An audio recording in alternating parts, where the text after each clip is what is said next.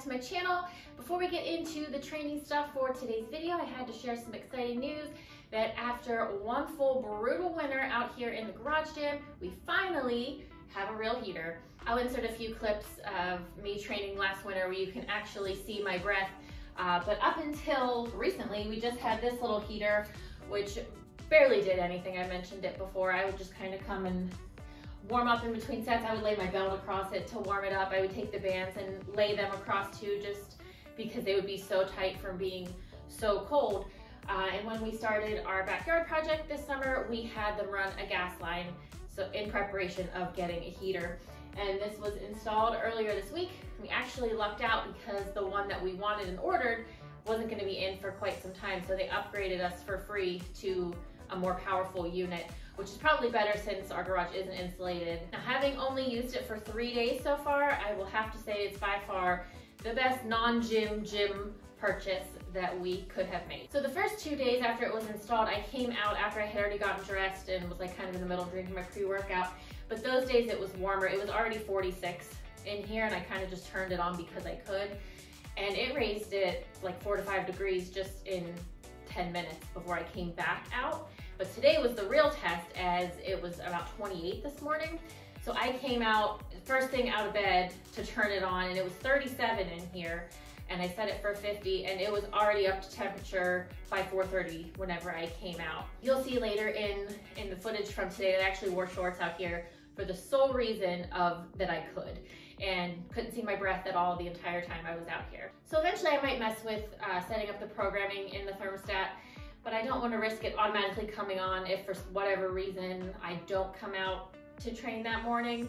So for now, I'm just gonna stick with coming out first thing when I wake up on the super cold days, and we'll really be putting it to the test here in the next few months. So now on to the training aspect of the video. I'm just gonna go lift by lift over this past week rather than day by day like I did in the last video. So starting off with squats, the first day of squats, the range for the top single was actually 245 to 260. And I came out here, obviously I come out every day with a goal of hitting that top end of the range, but it was just one of those days that even the bar felt heavy. So I worked up to 245, which was the lowest end of the range, and just called it there. The back downs were 225 for a set of 3, and I don't feel like I hit depth really on it, maybe the last one. But overall, I was just pretty bummed about this session. I feel like I just go through waves with squats where I either love them or I don't love them as much, and that's just kind of where we are. So I just keep showing up, and each session just putting in some more work. The second day, I worked up to a top double of 230. The range for that day was 225 to 240. 230 is what I ended last week with, so I did end the same, and actually it moved slower this week than last week. I don't mind ending on the same. If it moves better, we'll get to that when we get to bench. I was able to bump up my back downs though by 5 pounds for the back down and for the paused sets.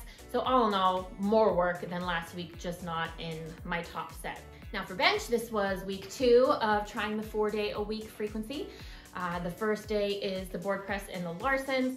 So I worked up to 200 for my top single. Everything was feeling great. My first real set was 180. Actually surprised me how fast it just flew. I shocked myself. So I went 180, 190, 195, 200. And once I start getting to that 195, 200 range, I really start getting in my head and worrying about failing. You can kind of power through a little missed groove at a lighter weight, but when you start getting to top end loads, any small thing can cause you to fail. And I really don't want to fail a board press without anyone out here. Just like I've said before, I failed it once, and it was really hard to get the board off of me. So I just called it 200. You can kind of see the little hesitation in my pause. I just kind of am like, I touched it, I'm getting you off. So I'm hoping, I don't know if my husband will be around in the coming weeks based on his schedule to be out here with me, but we'll just keep pushing that as much as I can. So day 2 was a double. I worked up to 155 for 2. And I don't know what was going on this day. I just couldn't get centered. You can see in the video, I kind of come down on my left side a little bit more. I get to the top and you just see the bar straighten out. But overall it felt fine. I moved on to the slingshot. Again, 5 sets of 2. So my sets were 170, 180, 190, repeated 190, and then 195. My goal was really just 3 sets at 190 since last week I had done 2 sets. But when I did the second set of 190, I knew I had a little bit more. So went for that 195, and we'll just keep up that same plan. So next week, the goal will be at least 2 sets of 195, just another way to continue to overload. So day 3 was that additional volume day that I've been adding, taking the volume work that should be on day 2, putting it on day 3, was a top set of 4 at 140, and then 3 sets of 4 at 130.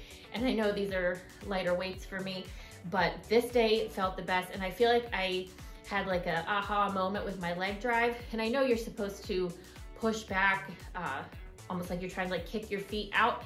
And for some reason, this day, I just really felt that. And I couldn't wait to get to my heavy bench day to really focus on implementing that a little bit more. I've had my feet out in front for quite some time now, but I kind of felt myself more focusing on turning my feet out and pushing back rather than them facing forward and pushing back. And just that one tiny little change like just made all the difference for me. And like I said, I just couldn't wait to get to today, which was my last bench day. So moving into today, I had so much fun out here this morning. I mentioned earlier that I wore shorts just because I could. And we are taking our kids to Friday Night SmackDown tonight in Pittsburgh. And so of course I had a whole playlist rolling of WWE theme songs. And the range for today was 150 to 165. If you remember, I ended with 165 last week, but it was kind of a grinder. I definitely overshot. So my goal was just to hit that 165 again, but it moved better. Well, when I got to 165 and it moved the way it did, I knew I was abandoning ship and going for 170. And you can see again the hesitation as I'm like, touch, go. And it moved, so I wish I could just get out of my head with it, but I was pretty happy to end with 170 for 1. The sets after that was a triple at 160, and I think I can safely say that numbers in the 160s no longer get in my head after today's session. So I feel like 170 is my new 160, and I'm hoping to work through that and maybe do the same thing where I am able to make 170 my opener at my next meet. But after that, there were just some back downs, 150 for 2 sets of 3 and 140 for 2 sets of 3 to wrap up my 4th bench day this week. Now moving on to deadlifts, day 1 is the clusters, not really much to say. It was 250 for 5 sets of 1 and then 235 for 5 sets of 1. So these bump up in 15-pound increments each week. And like I mentioned in the last video, is just more practice with that setup and dialing in your technique. Now day 2 deadlifts felt amazing. It felt so good to have a top single at 315. It moved as expected, maybe a little bit slower than I would have liked, but it didn't feel bad at all. I was mostly happy with my back downs, was a set of 285 for 3. It just felt really solid. I had mentioned I had issues last week kind of with the double bounce, but this week everything felt great. After that, I had another set at 255 for a set of 3, and then the pause beltless worked for 2 sets of 5 at 220. Now, something else I had to do on this deadlift day was switch up my accessory. I usually do RDLs, and I had been doing it with the landmine, but since we got the heater, my husband moved the squat rack down again just to kind of center it in that wall, and the landmine attachment's on this side of the rack. So I stuck the bar and I laid it down. I was like, that's not gonna work because it just ran straight into this bench. And I wasn't sure if I needed tools or anything to move it, so I just flipped the cups on the rack and did RDLs with the bar, which I haven't done in forever. So I just used 135 for sets of 8 and was pretty happy with how they felt. My upper back was pretty sore the next day. So I'm looking forward to progressing those kind of unexpectedly. Looking ahead to the coming weeks, if all goes as it should, I'm hoping to end with a bench PR and possibly a deadlift PR. I don't really see a squat PR in the cards for this training cycle, which is fine.